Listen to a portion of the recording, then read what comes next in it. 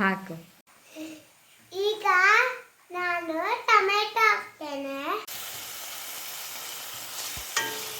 ಈಗ ಎರಡು ಗ್ಲಾಸ್ ನೀರು ಹಾಕ್ತೇನೆ. ಈಗ ನಾನು 1 ಚಮಚ ಉಪ್ಪು ಹಾಕ್ತೇನೆ. ಸಕ್ಕರೆ ಹಾಕ್ತೇನೆ. 1 ಸಾವಿಗೆ ಹಾಕ್ತೇನೆ. ಅಷ್ಟು ನಿಮಿಷ ಮುಚ್ಚಳ ಹಾಕಬೇಕು. ಈಗ ಓಪನ್ ಮಾಡಿ ನೋಡುವ. ಅಷ್ಟು ಸಾವಿಗೆ